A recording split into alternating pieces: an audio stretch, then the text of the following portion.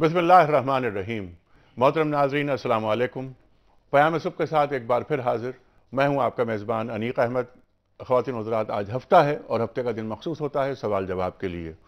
आपके सवालात होते हैं और यहाँ मुफ्ती साहब जो तशरीफ़ फरमा है वो जवाब देते हैं। और हफ़्ते के दिन में हमने एक नई चीज़ ये शुरू की है कि हम हफ़्ते के दिन में एक मुल्क के बड़े एक नात ख़्वां को, एक सना ख़्वान रसूल सल्लल्लाहु अलैहि वसल्लम को बुलाते हैं और उनसे हम नाते भी सुनते हैं। और बल्कि आज जो शख्सियत तशरीफ़ फरमा है हमारे पास, उनसे हम कलाम इक़बाल भी सुनेंगे। ख़वातीन व हज़रात, वक्त को बचाते हुए चलते हैं फ़ौरन लाहौर और आयात रब्बानी की तिलावत से क़याम सुबह का आगाज़ करते हैं। क़ारी खालिद उस्मान अलवी अल-अज़हरी साहब हमारे मुंतज़िर हैं लाहौर में। आइए लाहौर चलें। أعوذ بالله من الشيطان الرجيم.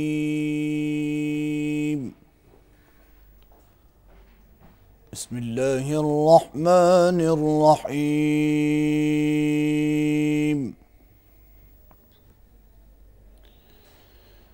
قال ربي يعلم القول في السماء والأرض وهو السميع العليم. ما شاء الله ما شاء الله. بل قالوا أضغاث أحلام بل افتراه بل هو شاعر فليأتنا بآية كما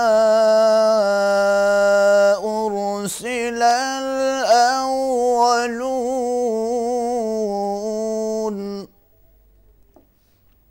جزاك الله.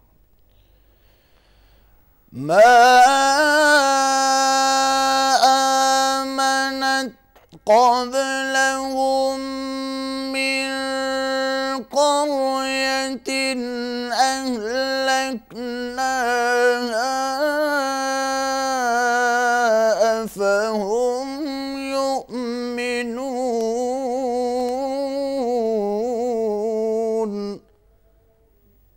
ما شاء الله ما شاء الله. وما أرسلنا قبلك إلا رجالا نوحي إليهم فاسألوا أهل الذكر إن كنتم لا تعلمون. سبحان اللہ سبحان اللہ. فاسألوا أهل الذكر إن كنتم لا تعلمون.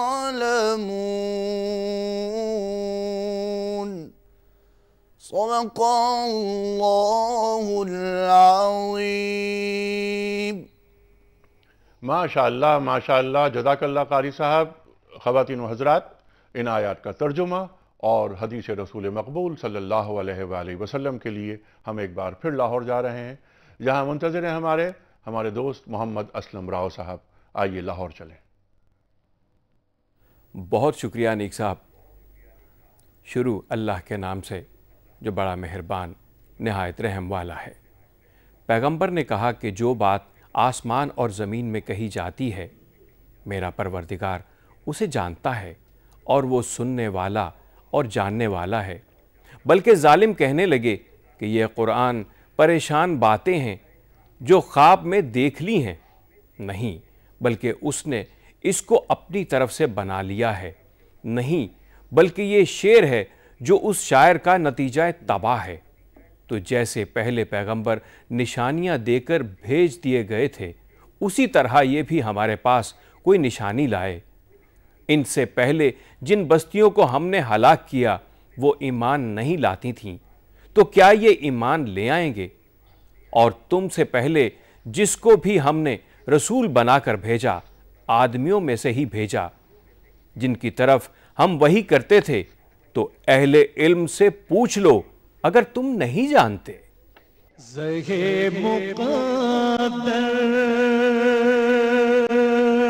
حضرت انس بن مالک رضی اللہ تعالیٰ عنہ سے روایت ہے کہ نبی کریم صلی اللہ علیہ وآلہ وسلم نے فرمایا کہ علماء کرام زمین میں ان ستاروں کی طرح ہیں جن کے ذریعے سے بحر و بر کے اندھیروں میں رہنمائی حاصل کی جاتی ہے، اور اگر ستارے غروب ہو جائیں تو قریب ہے کہ ان ستاروں سے رہنمائی حاصل کرنے والے بھی بھٹک جائیں۔ بہت شکریہ محمد اسلم راؤ صاحب۔ خواتین و حضرات، تشریف فرما ہے محترم مفتی ارشاد احمد اعجاز صاحب، ممتاز عالم دین، ہمارے شہر کا، کراچی کا بہت جانا مانا پہچانا نام، ہم سب جانتے ہیں، اور مستقل تشریف لاتے ہیں پیام صبح میں، اور ہم ایک بات جو ہمیشہ عرض کرتا ہوں کہ آپ سے گفتگو کر کے ہم اپنی علمی کمی کو دور کرتے ہیں۔ خواتین و حضرات، جیسے میں نے عرض کیا تھا انٹرو میں کہ آج ہمارے خاص مہمان ہیں۔ وہ خاص مہمان ثنا خوان رسول صلی اللہ علیہ وآلہ وسلم، ریڈیو ٹیلی ویژن کا ایک بہت مشہور، معروف، مقبول اور محبوب نام، محترم مکرم علی خان صاحب۔ مکرم صاحب، خوش آمدید۔ جزاک اللہ۔ اس سے پہلے کہ ہم لوح بھی تو قلم بھی تو تیرا وجود الکتاب، درخواست کروں میں مکرم صاحب سے کہ پروگرام کا آغاز کریں اقبال کے کلام سے، میں کوئز کا سوال رکھتا ہوں، کل کے سوال کا صحیح جواب اور آج کا سوال۔ کل ہم نے پوچھا تھا آپ سے کہ عرفات سے واپسی پر حجاج کرام کہاں رات گزارتے ہیں؟ صحیح جواب ہے مزدلفہ۔ آج کا سوال نوٹ فرما لیجئے، کس پیغمبر نے اللہ تعالیٰ سے مردوں کو زندہ ہوتے ہوئے دیکھنے کی خواہش ظاہر کی تھی؟ تین آپشنز، خواتین و حضرات، حضرت ابراہیم علیہ السلام، حضرت عیسیٰ علیہ السلام اور حضرت موسیٰ علیہ السلام۔ ہمارے ٹیلی فون نمبرز ہیں 02134527009، 02134528061، ہمارا ای میل ایڈریس ہے ps@dunyatv.tv، اور آپ ہمیں 3031 پر SMS بھی کرتے ہیں۔ خواتین و حضرات، پروگرام کا آغاز تلاوت کلام پاک سے ہو چکا ہے، اس کے بعد ہم نے حدیث رسول مقبول صلی اللہ علیہ وسلم سماعت کرنے کی سعادت حاصل کی۔ میں مکرم صاحب سے گزارش کروں گا کہ کلام اقبال سے اس پروگرام کا آغاز کریں۔ بسم اللہ الرحمن الرحیم۔ لوح بھی تو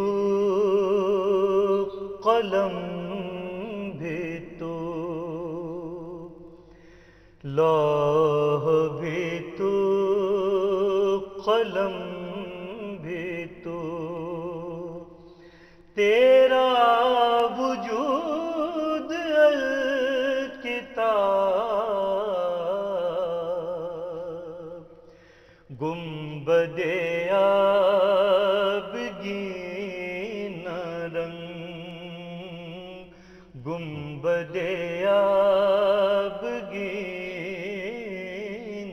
رنگ، تیرے محیط میں حباب، لوح بھی تو قلم بھی تو، کیا کہنا؟ عالم آب و خاک بھی تیرے ظہور سے فروغ، عالم آب و خاک میں تیرے ظہور سے فروغ،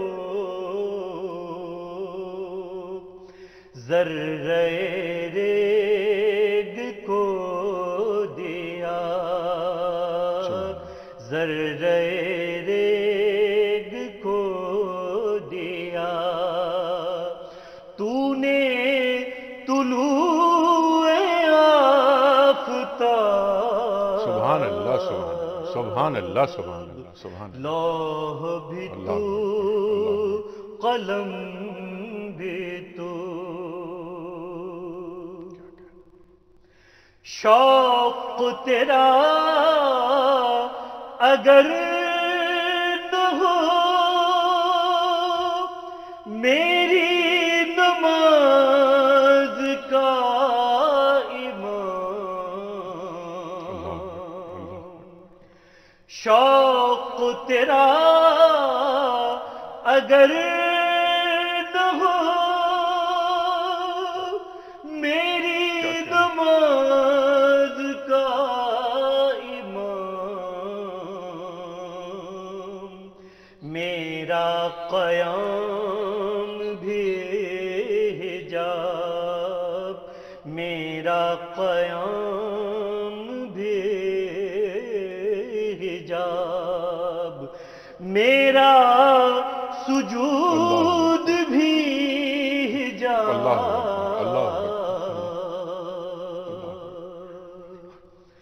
شوکت سنجر و سلیم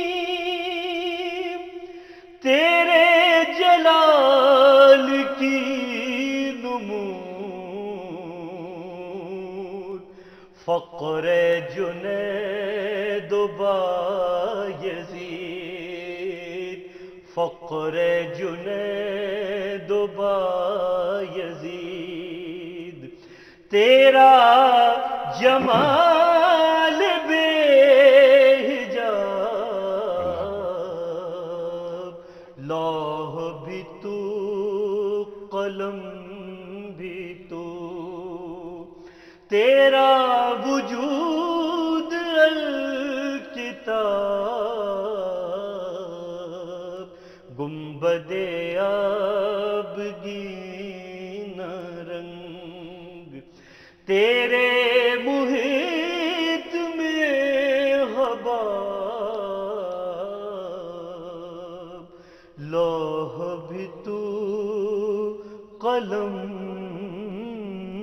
بھی تو. سبحان اللہ سبحان اللہ سبحان اللہ سبحان اللہ. اللہ اکبر. اللہ.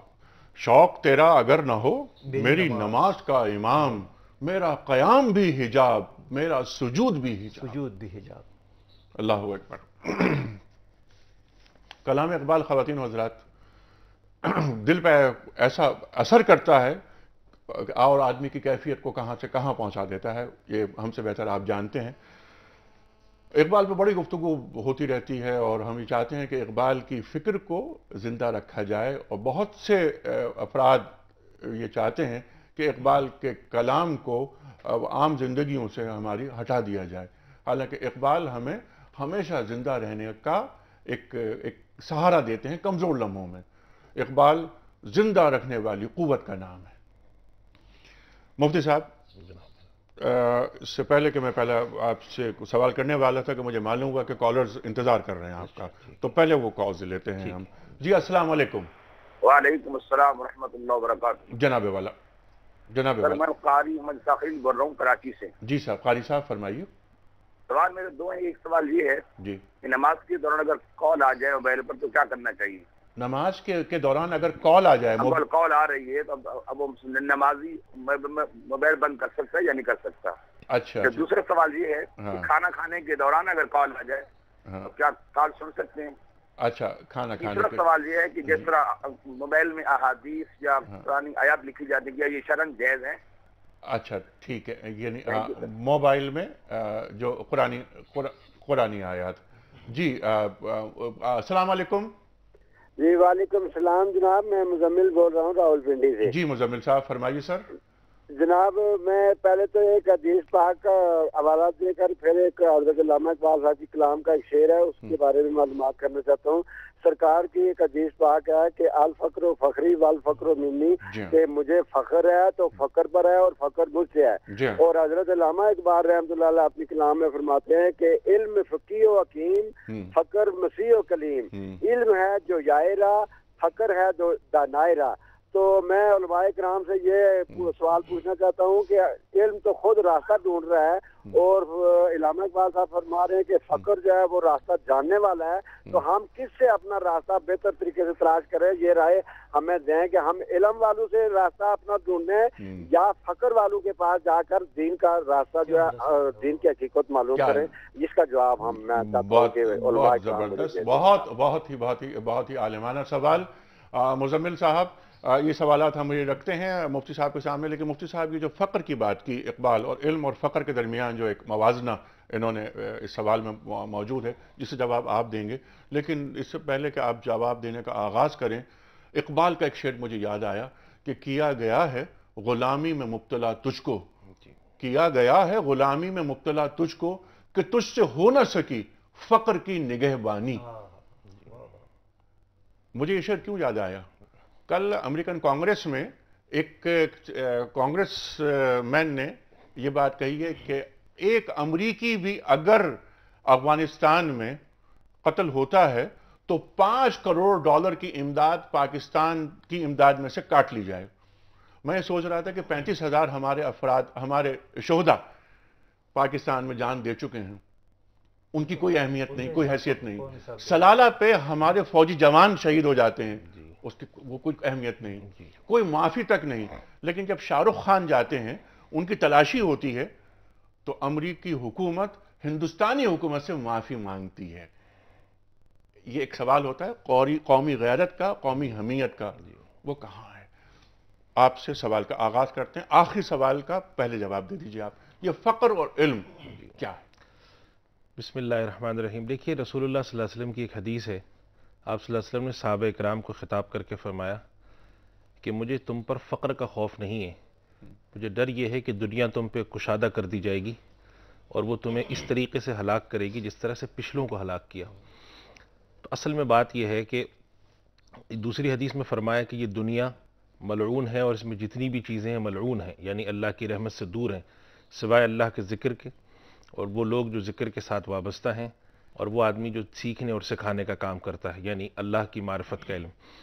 تو اصل میں بات یہ ہے کہ اللہ تعالیٰ تک جو پہنچنے کے راستے ہیں، اور اللہ تک جو رسول اللہ صلی اللہ علیہ وسلم نے اس امت کو جس مقام تک لے جانے کا معاملہ رکھا، اس میں رسول اللہ صلی اللہ علیہ وسلم کی جو امتیازی شان تھی وہ یہ تھی کہ آپ فقیر تھے، اور آپ صلی اللہ علیہ وسلم کا جو فقر تھا اس کے بارے میں صوفیہ اکرام نے لکھا یہ فقر اضطراری نہیں تھا، اختیاری تھا۔ اور فقر اختیاری جو ہے وہ اتنا بڑا منصب ہے کہ وہ ایک انسان اس کے تصور نہیں کر سکتا کہ کتنی بڑی بات ہے۔ یعنی کہ رسول اللہ صلی اللہ علیہ وسلم کے سامنے تو خزانے پیش کیے گئے، آپ صلی اللہ علیہ وسلم کے سامنے چابیاں پیش کی گئیں، آپ صلی اللہ علیہ وسلم یعنی گویا کہ ایک ہاتھ میں سورج اور ایک ہاتھ میں چاند کی کیفیت تھی، مگر اس کے باوجود آپ صلی اللہ علیہ وسلم نے فقر کو اختیار فرمایا۔ تو اس وجہ سے جو کمال ہے وہ اللہ تک پہنچنے کا، اور اللہ تعالیٰ تک، وہ اس امت کے اندر عمومی طور پہ فقراء کے ذریعے، ایسا نہیں ہے کہ اس کے اندر اغنیاء نہیں گئے ہیں، اغنیاء بھی امت کے گئے، لیکن اس طرح سے معاملہ رہا۔ اچھا، اور پھر جب انسان فقر کی کیفیت میں ہوتا ہے، یعنی فقر سے مراد یہاں پر بھیکاری ہونا یا بالکل وہ ہونا نہیں ہے، بلکہ فقر سے مراد ایک غنا اور استغنا کی مال کی کیفیت ہے، اگر وہ انسان میں ہوتی ہے تو انسان اپنے بہت سے ان مفادات پر کا سودا نہیں کرتا، یا اپنے ان چیزوں کا سودا نہیں کرتا جو آج انسان کو کرنی پڑ رہی ہیں۔ وہ جو آپ نے جو سوال اٹھایا کہ کیا ایک امریکی کی جان زیادہ قیمتی ہے بمقابلہ ان مسلمانوں کے، تو حقیقت یہ ہے کہ دنیا میں ہو یہی رہا ہے، آپ اس بات سے انکار نہیں کر سکتے۔ اور یہ کیوں ہو رہا ہے؟ اس کی وجہ یہ ہے کہ جن لوگوں کو یہ اپنے اوپر ایک فقیر منش زندگی گزارنی تھی، ان لوگوں نے اپنے آپ کو ان کے مفادات کے تابع کیا، اور ان مادی مفادات کے اور ان مادی وسائل کے تابع کرنے کی کوشش کی، چنانچہ فقر کی کیفیت جاتی رہی، ایمان کی کیفیت جاتی رہی۔ تو اب ظاہر ہے کہ غلامی کرنی ہے تو پھر آقا جس طرح سے چاہتا ہے وہ غلامی کراتا ہے، کبھی وہ زمین پر لٹا کے غلامی کراتا ہے، کبھی کھڑا کر کے راتوں رات غلامی کراتا ہے، وہ جیسا چاہتا ہے، ہم پہ ڈرون پھینک کر غلامی کراتا ہے، جس طرح سے چاہے وہ کرائے گا۔ تو در حقیقت جب ایک انسان فقیر ہے اور فقر کی شان میں وہ اٹھائے تو پھر اس کے لیے یہ ساری چیزیں جسے کہتے ہیں کہ بالکل بے معنی ہو جاتی ہیں۔ جیسے ایک بزرگ کے بارے میں کہا جاتا ہے، ان کی خدمت میں بادشاہ حاضر ہوا اور اس نے ان کی سلام اور نیاز پیش کرنے کی کوشش کی، اور پھر آخر میں جب انہوں نے نہیں قبول کیا تو کہنے لگا کہ حضرت میرے لائق کوئی خدمت ہو، تو انہوں نے فرمایا کہ اگر ممکن ہو تو میرے پاس دوبارہ نہیں آنا۔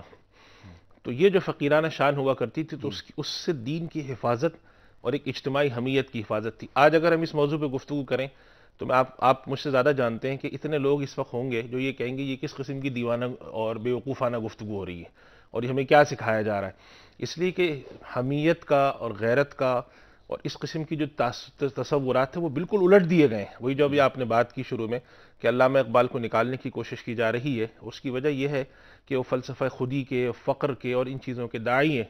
تو کہا جاتا ہے کہ یہ سب چیزیں بے معنی ہیں. اب لاؤ کچھ ایسی چیزیں جس میں سودا ہو، جس کے اندر مال کو اوپر لایا جائے، دین اور دین کی اقدار کو نیچے لے جایا جائے. تو یہ کیفیت اس غالب ہے. اللہ تعالیٰ سے دعا کرتے ہیں اور جتنے بھی جو لوگ ہیں. ٹھیک ہے، یہ اقبال کی خودی کی آپ نے بات کی.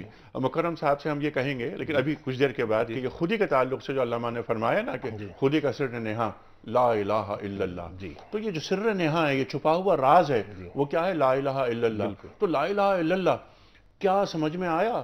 کیا نقطہ توحید سمجھ میں آیا؟ کیا یہ لا الہ الا اللہ کا فہم عام ہوا؟ اس پر بھی ہم آپ سے بات کریں گے، لیکن میں چاہتا ہوں کہ پہلے ذرا سا ہم کچھ سوالات لے لیتے ہیں جلدی کیونکہ وقت ہمارے پاس بہت کم ہے.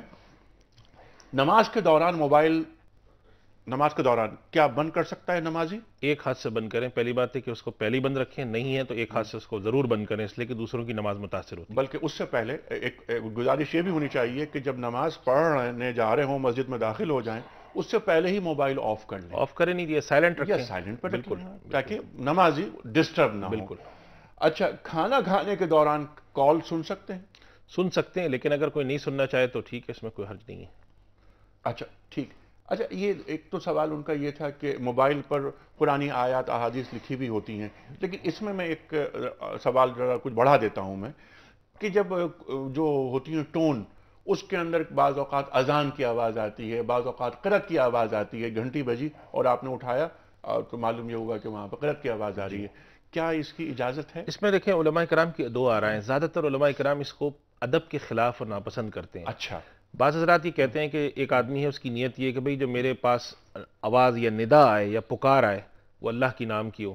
لیکن عموماً ہمارے حضرات نے کہا چونکہ موبائل فون وغیرہ اس کا مقصد اطلاع دینا ہوتا ہے، ذرا سا یہ اس سے اجتناب کرے بہتر ہے. سادہ قسم کی گھنٹی رکھیں جس میں غنا نہ ہو، جس کے اندر ایک اطلاعی کیفیت ہو، نہ اس کے اندر گانے بجانے کی کیفیت ہو. اور قرآن کریم کی یہ ساری جتنی چیزیں ہیں بہتر ہے کہ اس کو نہ رکھیں. آداب کی منافی ہے. اچھا، وہ جو سوال تھا، اس سوال کا ایک حصہ یہ بھی تھا جو الفقر و فخری کے تعلق سے ہوا تھا. اس میں یہ تھا کہ علم جو جویائے راز ہے اور فقر وہ دانائے راز ہے، تو دونوں میں فضیلت کسے حاصل؟ اصل میں دیکھیں رسول اللہ صلی اللہ علیہ وسلم نے جو آپ کی صفت ہے کہ رسول اللہ صلی اللہ علیہ وسلم جو ہیں وہ معلم ہیں. آپ صلی اللہ علیہ وسلم کی حدیث ہے انما بعثت معلما. تو تعلیم جو ہوتی ہے وہ انسان، سب سے پہلی بات ہے اللہ کا پیغام عام کرتی ہے. اور رسول اللہ صلی اللہ علیہ وسلم کی جو مقاصد بعثت پہ آپ نظر ڈالیں تو آپ قرآن کریم کا ارشاد ہے کہ آپ تلاوت آیات کرتے ہیں اور تعلیم و کتاب حکمت کرتے ہیں، تزکیہ کرتے ہیں. تو اصل میں جو فقر کی جو بالی بات ہے دانائے راز ہونے کی، وہ اس کا تعلق ہے تزکیہ اور تربیت سے اور تعلیم سے، اور حکمت کی تعلیم سے تعلق ہے علم سے. تو یہ دونوں چیزیں ایک ساتھ چلیں گی. رسول اللہ صلی اللہ علیہ وسلم میں دونوں کمالات تھے. امت میں ظاہر ہے کہ وہ کیفیت نہیں ہے اجتماعی، تو امت میں کچھ حضرات ایسے ہیں کہ جنہوں نے اس راستے کو اختیار کیا اور امت کو عملی رخ پر وہ بہت آگے لے گئے، جو صوفیہ اور مشائخ کا طبقہ ہے. اور دوسرے وہ حضرات ہیں جو علم کے رخ پہ بہت آگے لے گئے امت کو. یہ رسول اللہ صلی اللہ علیہ وسلم کی دونوں میراث ہیں جس نے امت نے اس کو جاری رکھنا ہے. بالکل ٹھیک ہے. یعنی علم، اور جس طرف آپ نے اشارہ فرمایا کہ یتلو علیہم آیاتہ ویزکیہم ویعلمہم الکتاب والحکمہ. فقر منزل کا نام ہے، علم، حکمت ان کا حصول فقر کو سان چڑھا دیتا ہے. جو اقبال نے پھر فرمایا نا کہ ہے وہی تیرے زمانے کا امام برحق جو تجھے حاضر و موجود سے بیزار کرے، دے کے احساس زیاں تیرا لہو گرما دے، فقر کی سان چڑھا کر تجھے تلوار کرے. تو علم فقر کی سان چڑھا کر ایک بندہ مومن کو تلوار بنا دے. جو اصل میں بات سمجھنے کی وہ یہ کہ فقر کا مطلب کیا ہے. ہمارے یہاں چونکہ فقر ایک اصطلاح ہے تو لوگ یہ سمجھتے ہیں جو فقیر ہے، بھیک مانگ رہا ہے فقیر. یہاں فقر سے مراد نہیں ہے. اس سے مراد وہ کیفیت ہے کہ دنیا سے استغنا کی. کہ رسول اللہ صلی اللہ علیہ وسلم فرماتے ہیں کہ جب آپ کے سامنے صحابہ کرام پیش کرتے ہیں کہ یا رسول اللہ قیصر و کسریٰ اس انداز کی، تو آپ فرماتے ہیں میرا دنیا سے کیا لینا دینا، میں تو ایک مسافر ہوں، یہاں پہ ٹھہرا ہوں، قیام کر کے چلا جاؤں گا. وہ کیفیت ہے فقر مراد. جی. اور دنیا وہ جگہ کہ جسے 3 مرتبہ طلاق دی گئی. استغنا کی جو بات کی، دنیا سے بے رغبتی کی بات کی. دنیا سے حضرت عبد القادر جیلانی رحمۃ اللہ علیہ فرماتے ہیں کہ دنیا سے اور دنیا داروں کی صحبت سے دور رہو. خواتین و حضرات، اس وقت جا رہے ہیں بریک کی جانب. ٹیلی فون لائنز ہماری اوپن ہیں. مکرم علی خان صاحب تشریف فرما ہے. جب بریک سے واپس آئیں گے تو ہم مکرم علی خان صاحب سے جو بات کی مفتی صاحب نے خودی کے تعلق سے، اقبال کے تعلق سے، تو ہم یہ بات کریں گے کہ خودی کے تعلق سے اقبال کا کلام ہمیں سنائیں، اور خاص طور پر خودی کا سر نہاں لا الہ الا اللہ، خودی ہے تیغ فساں لا الہ الا اللہ. میں درخواست کروں گا آپ سے. اقبال فرماتے ہیں نا کہ تیرے دریا میں طوفان کیوں نہیں ہے، خودی تیری مسلمہ کیوں نہیں ہے، عبث ہے شکوہ تقدیر یزداں، تو خود تقدیر یزداں کیوں نہیں ہے. خواتین و حضرات، چھوٹے سے بریک کے بعد آ رہے ہیں.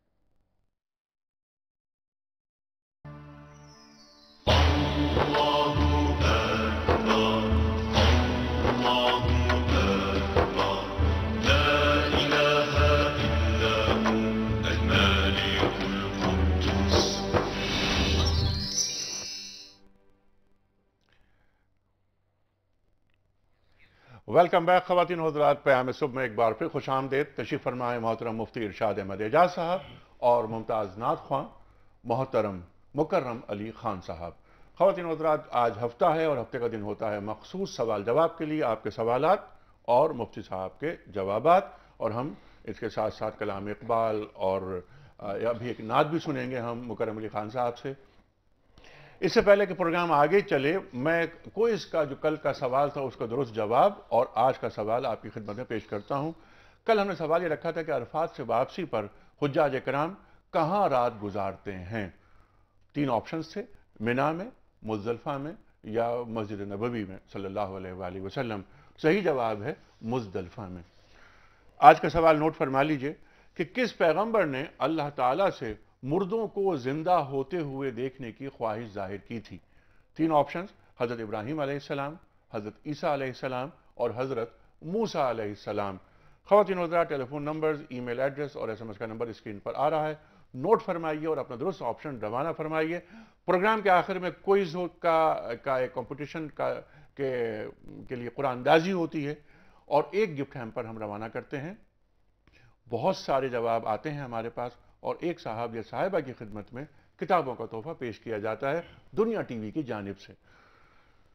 مکرم صاحب، خودی کا سر نہاں لا الہ الا اللہ، درخواست کروں گا آپ سے. جی، اس سے پہلے کہ میں اس کو پیش کروں، اصل میں اقبال کے بعض اشعار جو ہیں وہ اب ہمیں سمجھ میں آ رہے ہیں.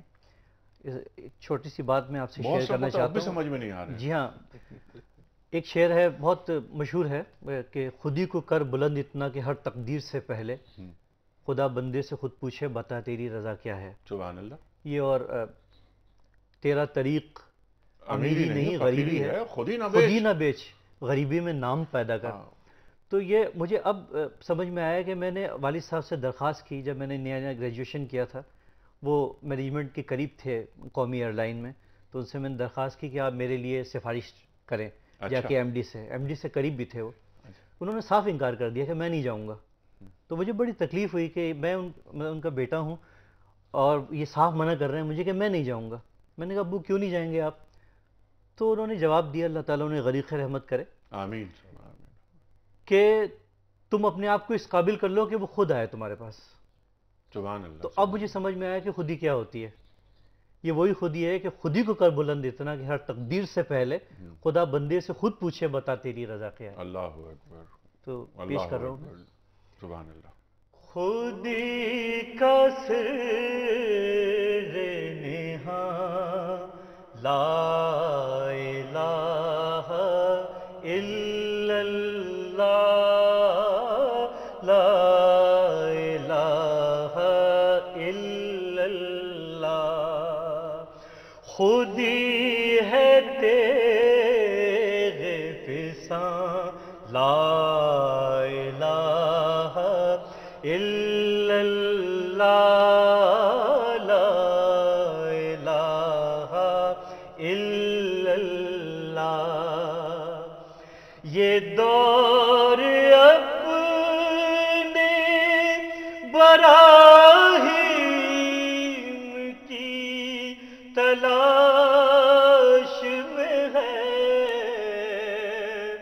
یہ دور اپنے براہیم کی تلاش میں ہے، صنم کدا ہے جہاں لا الہ الا اللہ، لا الہ الا اللہ، یہ نغمہ فصیل گل و لالا کا نہیں پابند، سبحان اللہ، یہ نغمہ فصیل گل و لالا کا نہیں پابند،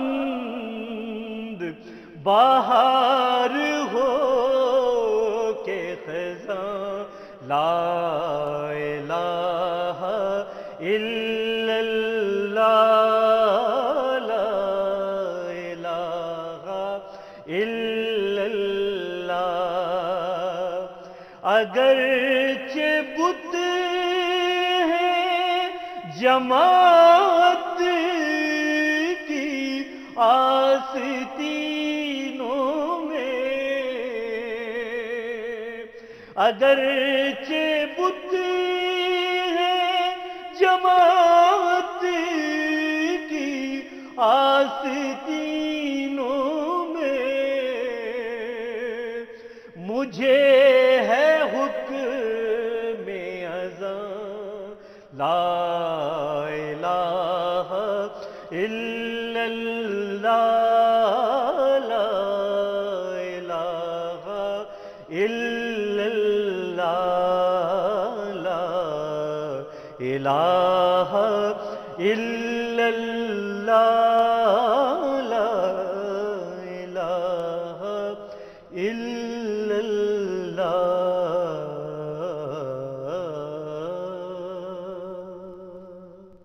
سبحان اللہ، سبحان اللہ، سبحان اللہ۔ مفتی صاحب، جو سوالات ہیں، اس سے پہلے کہ میں ان سوالات کی جانب آؤں، یہ جو نقطہ توحید ہے یہ ذرا بیان کیجئے۔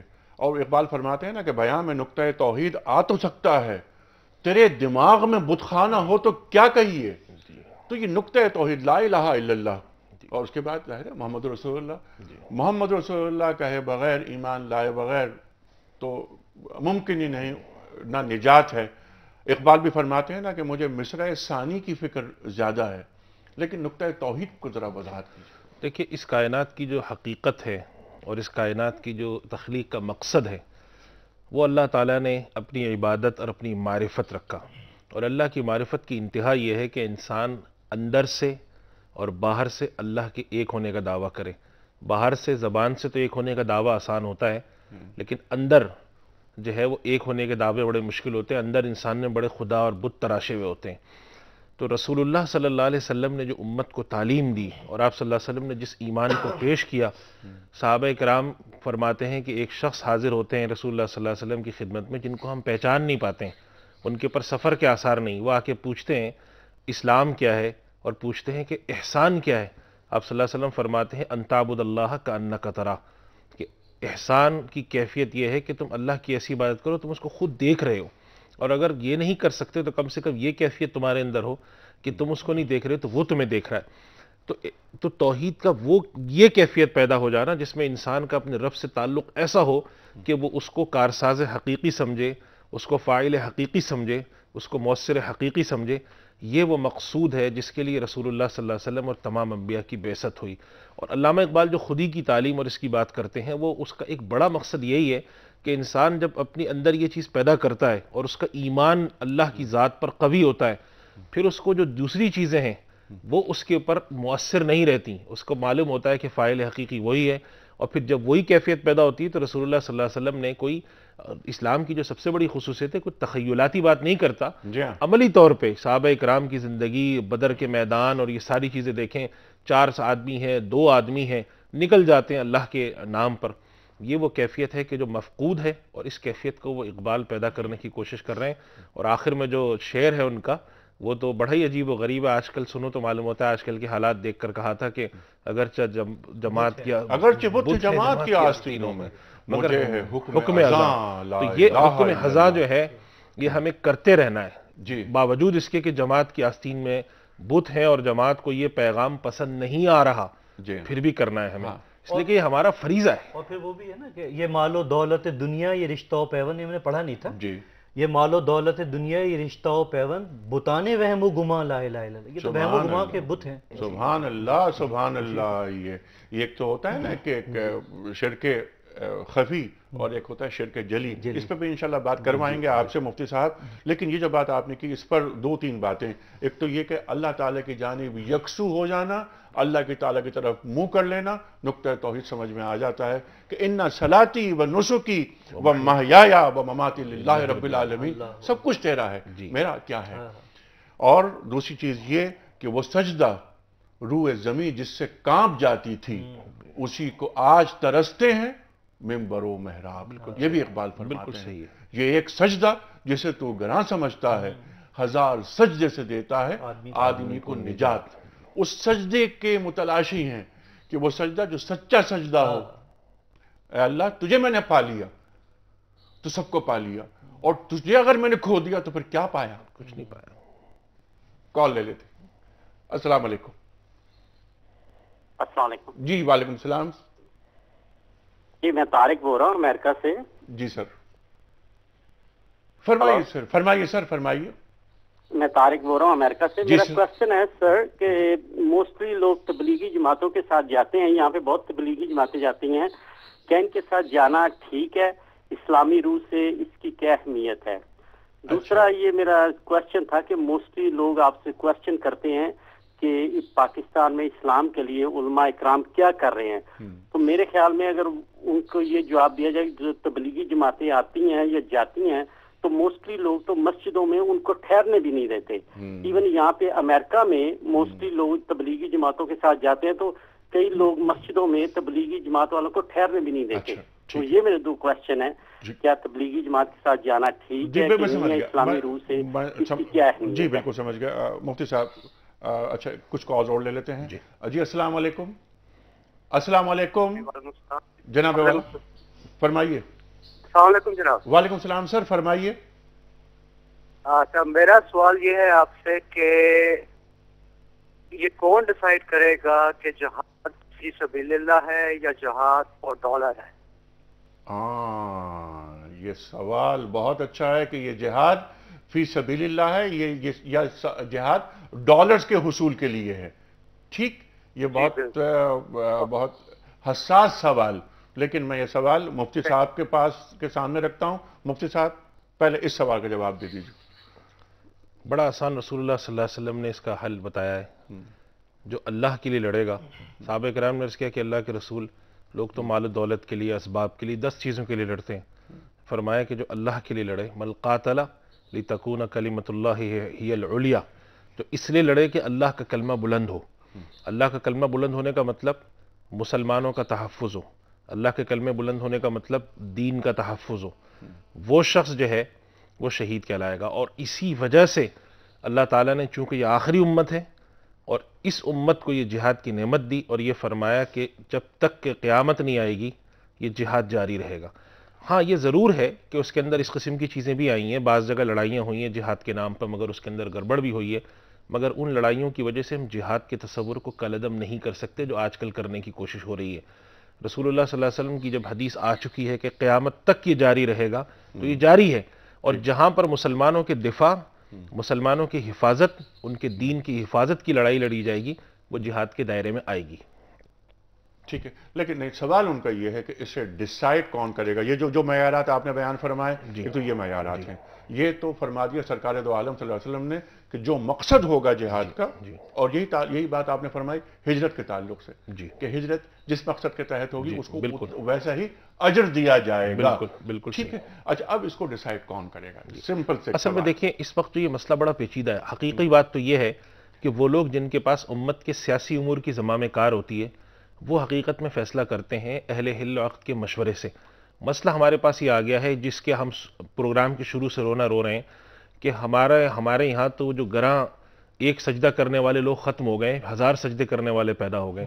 اب سوال یہ ہے کہ ایسے لوگ جو دوسروں کے غلام ہوں ان کی فیصلے پر ہم کیا اعتماد کریں؟ عالم اسلام کو جو مجموعی طور پہ اپنے سیاسی نظام سے شکایت ہے وہ یہ ہے کہ یہ سیاسی نظام مسلمانوں اور دین کا خیرخواہ نہیں ہے. جب نہیں ہے تو اب اگر ہم اس کے اوپر ذمہ داری ڈالتے ہیں کہ تم فیصلہ کرو, تو انہوں نے کبھی بھی دیانتدارانہ فیصلہ نہیں کرنا. تو یہ واقعتاً امت کے لیے ایک بہت بڑا مسئلہ ہے کہ یہ فیصلہ کون کرے. حقیقی بات یہ کہ دین کا اگر ہم تاریخ کا جائزہ لیں تو یہ فیصلہ کرنا ہوتا ہے اہل سیاست کو. اب اہل سیاست اگر بک گئے ہیں تو فیصلہ کون کرے یہ مجھے خود سمجھ میں نہیں آتا. ہم اگر یہ کہیں کہ یہ فیصلہ مسلمان خود بیٹھ کے کریں تو پھر اس کے اندر بعض دشواریاں اور الجھنیں پیدا ہوتی ہیں, اور ظاہر ہے کہ یہ جو معاملہ ریاست کے کرنے کا ہے وہ ہم انفرادی طور پہ مسلمانوں کے ہاتھ میں نہیں دے سکتے. تو کم سے کم میں یہ سمجھتا ہوں کہ ہمیں ریاست کے جو نظام ہے اس کی اصلاح کر کے مسلمانوں کی اجتماعی رائے سے یہ فیصلہ کرنا چاہیے. جو بھی اہل حل و عقد ہیں جو کہ بشرط غلام نہ ہو ذہنی اور جسمانی طور پہ, وہ فیصلہ کریں کہ بھئی یہ ہم جو کھڑے ہوں گے اس میں کیا دین کی حفاظت, مسلمانوں کی حفاظت ہے یا نہیں ہے. اگر ہے تو پھر وہ جہاد کے زمرے میں آتا ہے. تو وہ جہاد کے زمرے میں بالکل آتا ہے. بہرحال اس پر ڈیبیٹ بہت کافی ظاہر ہے, یہ بڑا زیادہ ہو سکتی ہے. پھر وہی بات کہ اس کو یہ طے کون کرے گا. جس طرح آپ نے بہت اچھی بات فرمائی کہ عوام تک یہ بات یعنی عوام کے کندھوں پہ یہ بات نہیں چھوڑی جا سکتی. اہل سیاست انہیں نہ تو دین کا فہم ہے اور نہ ان کی ترجیحات میں دین ہے. بالکل نہ دین ہے, نہ قوم ہے, نہ کچھ بتانے کچھ بھی نہیں ہے. ہاں نہیں, ان کی ترجیحات میں کیا ہے؟ ان کی ترجیحات میں یہ ہے کہ مغرب کے سامنے خود کو کس طرح قابل قبول بنایا جائے, اور انہوں نے اپنی عافیت کو عذر بنا رکھا ہے. بالکل ٹھیک ہے مفتی صاحب. اگلا سوال وہ تبلیغی جماعت کے حوالے سے سوال آیا تھا کہ تبلیغی جماعت امریکہ سے سوال تھا, یہ وہاں آتے ہیں تو یہ طریقہ نہیں. تبلیغ کے اندر جو بھی آدمی دین کا پیغام لے کر آتا ہے تو ہمیں اس کا اکرام کرنا چاہیے. اگر ہمیں اس سے اختلاف بھی ہے تو اس کے ساتھ بدسلوکی نہیں کرنی چاہیے. اور وہ اختلاف علمی اختلاف ہو. اگر آپ سمجھتے ہیں ذاتی اختلاف ذاتی اختلاف فرض کریں کہ مسلکی اختلاف بھی ہے تو آپ ان کے ساتھ بدسلوکی نہ کریں, اس لیے کہ وہ بہرحال دین کا پیغام لے کر آئیں. آپ ان کے ساتھ یہ کریں کہ بھئی دیکھیں ہم آپ کی رائے سے اختلاف رکھتے ہیں تو آپ ہماری مسجد میں قیام نہ کریں, آپ دوسری مسجد چلے جائیں. ہم یہ جو بات انہوں نے کہی بالکل درست کہی ہے. یہ بات مساجد میں مارنے پیٹنے تک کے واقعات ہوئے ہیں, سندھ کے اندر ہوا تھا, ادھر ادھر ہوتے ہیں. جو لوگ دین کا پیغام لے کر آ رہے ہیں وہ اللہ کے لیے آتے ہیں. ان کی غلطی اپنی جگہ, لیکن آپ ان کے ساتھ بدسلوکی کبھی بھی نہ کریں. بدسلوکی کبھی بھی نہ کریں. اچھا یہ سوالات کچھ جلدی کچھ لے لیتے ہیں, وقت بہت کم ہے. پھر آخر میں ہم نعت سنیں گے, نعت رسول مقبول صلی اللہ علیہ وسلم مکرم بھائی سے. یہ امتیاز صاحب جکارتا سے سوال یہ انہوں نے بھجوایا کہ کیا ہم قبرستان میں بیٹھ کر قرآن کریم پڑھ سکتے ہیں؟ پڑھ سکتے ہیں. اگلا سوال لے لیتے ہیں. کیا طلوع آفتاب کے وقت قرآن کریم کی تلاوت ہو سکتی ہے؟ جی ہو سکتی ہے. سید ترمذی ٹورنٹو سے. جی ہو سکتی ہے. صرف سجدہ کرنا منع ہے, اس وقت تلاوت ہو سکتی ہے. اچھا سجدہ کرنا منع ہے اس وقت جس طلوع آفتاب یا زوال یا غروب کے وقت جو ہے وہ اس وقت نفل پڑھنا یا سجدہ کرنے کی ممانعت ہے, تلاوت ہو سکتی ہے. تلاوت ہو سکتی ہے. اچھا یہ سوال بڑا اہم ہے اور بہت یعنی بارہا آتا ہے یہ سوال, اور اس میں قرآن کریم کی ایک آیت بھی اس کا ریفرنس دیا جاتا ہے. کیا نیک اعمال کرنے والے غیر مسلم بھی جنت میں جائیں گے؟ قرآن کریم اچھے اعمال رکھنے والے یہودی, عیسائی, اہل ایمان, ستارہ پرستوں کو بھی کہتا ہے کہ ان کو ان کے اعمال کا اجر ملے گا. وہ قرآن کریم کی جو آیت ہے. دیکھیے اس بارے میں 2 باتیں ذہن میں رکھیں. ایک تو وہ لوگ جو رسول اللہ صلی اللہ علیہ وسلم کی بعثت سے پہلے اپنے دین پہ قائم تھے, اپنے دین کے مطابق چلتے تھے, ان کو ہم نجات پانے والوں میں شامل شمار رکھتے ہیں. رسول اللہ صلی اللہ علیہ وسلم کی بعثت کے بعد آپ پر ایمان لائے بغیر نجات اور اللہ تک پہنچنے کا کوئی راستہ نہیں ہے. قرآن کریم اس بات کو صاف کہہ چکا ہے. یہی جو آپ نے آیت کی ان الذین آمنوا والذین ہادوا والصابین والنصارى من آمن باللہ والیوم الاخر, اللہ پر ایمان لائے, آخرت پر ایمان لائے. اب رسول اللہ صلی اللہ علیہ وسلم کی جب بعثت ہو جاتی ہے, خود قرآن کریم میں دوسری جگہ پہ فرمایا جاتا ہے کہ وہ لوگ جو ایمان لاتے ہیں اللہ پر اور نبیوں پہ, تو نبیوں پر ایمان لانا اور رسول اللہ صلی اللہ علیہ وسلم کی بعثت کے بعد آپ پر ایمان لائے بغیر نجات نہیں. ہاں آپ صلی اللہ علیہ وسلم سے پہلے جو اپنے ادیان میں ہوئے ہیں ان کے ساتھ نجات کا معاملہ ہو. بالکل. سرکار دو عالم صلی اللہ علیہ وسلم کی بعثت کے بعد, آپ کے تشریف لانے کے بعد, آپ پر ایمان لائے بغیر کبھی بھی جنت کا حقدار نہیں ہو سکتا. ایک بات اس میں اور بھی ہمارے حضرات کہتے ہیں, وہ یہ کہتے ہیں رسول اللہ صلی اللہ علیہ وسلم پہ ایمان لائے بغیر کچھ ہو نہیں سکتا. دوسری بات کہ حق تک پہنچنے کا کوئی راستہ قیامت بجز رسول اللہ صلی اللہ علیہ وسلم کی اتباع کے ممکن نہیں ہے. ممکن نہیں ہے. حق تک پہنچنے کی واحد صورت قیامت تک کے لیے سرکار دو عالم صلی اللہ علیہ وآلہ وسلم. بالکل. مکرم بھائی، اس سے پہلے کہ میں آپ سے نعت کی درخواست کروں، ایک پرچی آپ نکال کر دیجیے گا مفتی صاحب کو، تاکہ مفتی صاحب اس شخصیت کے نام کا اعلان کریں. ایک پرچی دے دیجیے نا. بسم اللہ. اور اس کے بعد کون ہیں، کون خوش نصیب؟ جنید شریف صاحب ہیں، تحصیل یزمان، ڈسٹرکٹ بھاولپور. اچھا، ڈسٹرکٹ بھاولپور سے. خواتین حضرات، تحسین صاحب آپ کی خدمت میں گفٹ ہیمپر روانہ کیا جا رہا ہے. جنید شریف صاحب، جنید شریف صاحب بھاولپور سے. پروگرام یہ ختم کر رہے ہیں آج. کل اتوار ہے، آف ہوتا ہے، لیکن پروگرام ریپیٹ ہوتا ہے. پرسوں ہم جو قصص الانبیاء کا سلسلہ جاری ہے اس پر بات کریں گے، اور چھٹا پروگرام ہوگا حضرت ابراہیم علیہ السلام کے موضوع پر. خواتین و حضرات، میں درخواست گزار ہوں محترم مکرم صاحب سے اور میری طرف سے خدا حافظ. گما تھے ایسے کہ آثار تک یقین کے نہ تھے، گما تھے ایسے کہ آثار تک یقین کے نہ تھے، حضور آپ نہ ہوتے تو ہم کہیں کے نہ تھے، حضور آپ نہ ہوتے تو ہم کہیں کے نہ تھے. خدا سے بندے کا رشتہ ہے پیروی ان کی، خدا سے بندے کا رشتہ ہے پیروی ان کی، جو اس حصار سے نکلے تو پھر کہیں کے نہ تھے، حضور آپ نہ ہوتے تو ہم کہیں کے نہ تھے. کیا ہے آپ نے ایسے بتوں کو بھی پامال، کیا ہے آپ نے ایسے بتوں کو بھی پامال، جو نیتوں میں چھپے تھے، جو آستی کے نہ تھے، حضور آپ نہ ہوتے تو ہم کہیں کے نہ تھے. زمین خاک مدینہ پہ ناز کرتی ہے، زمین خاک مدینہ پہ ناز کرتی ہے، نصیب ایسے کسی اور سرزمین کے نہ تھے،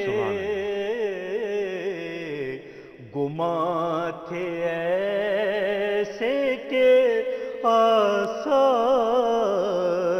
تک یقین کے نہ تھے،